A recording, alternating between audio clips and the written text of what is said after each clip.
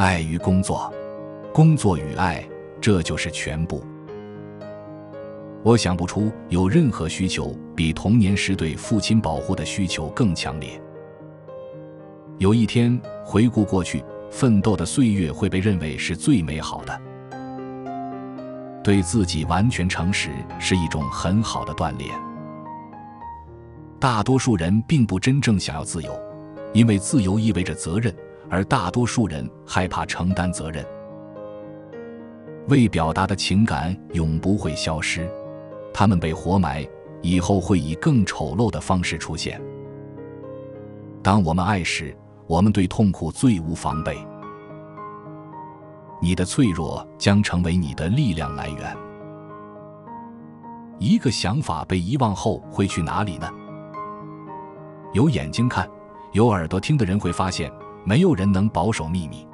如果他的嘴唇闭上，他的指尖会喋喋不休，背叛从他每一个毛孔中渗出。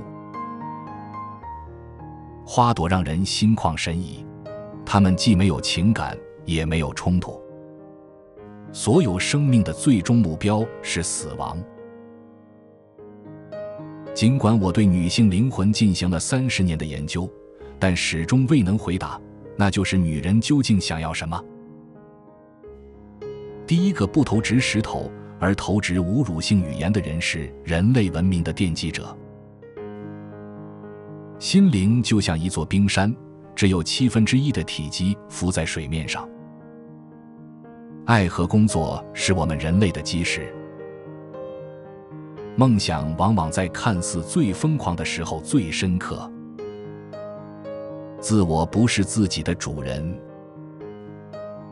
一个文明如果让如此多的参与者不满意，并驱使他们反抗，那么这个文明既没有，也不配拥有持久存在的前景。如果青年知道，如果老年能够，女人应该软化而不是削弱男人。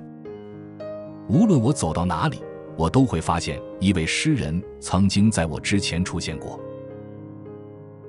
爱的人变得谦卑，可以说那些爱的人已将他们的自恋典当了一部分。理智的声音是柔和的，但它在获得倾听之前不会停止。神经衰弱就是无法忍受模棱两可。儿童的聪慧和成年人的孱弱形成了令人痛心的对比。一个受到母亲明显偏爱的人，终生都保留征服者的感觉。如果你做不到，那就放弃吧。当我们爱的时候，我们从未如此无力地抵抗苦难。就像没人能被迫相信一样，也没有人可以被强迫不信。出生是焦虑的最初经历，因此也是焦虑情感的来源和原型。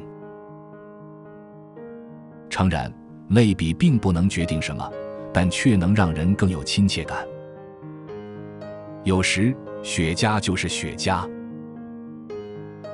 文明是建立在放弃本能的基础上的，这一点不容忽视。神经质的人抱怨他们的疾病，但他们会充分利用它。当需要把它从他们身边夺走时，他们会像母狮保护幼崽一样保护它。就像一个谨慎的商人避免把所有的资本都投入到一个企业中一样，明智的人可能也会告诫我们，不要把所有的幸福都寄托在一个地方。虐待狂在其位不谋其政，但它应该用于适当的目的。个人自由并非文明的恩赐，在文明出现之前，它就已经是最伟大的了。就像物质一样，精神在现实中也不一定是我们所看到的。由于人与人之间的这种原始敌意，文明社会永远面临解体的危险。侵略倾向是人类与生俱来的、独立的、本能的倾向，它构成了文化的强大障碍。以上是我们这一期的智慧格言，哪一句是您最喜欢的？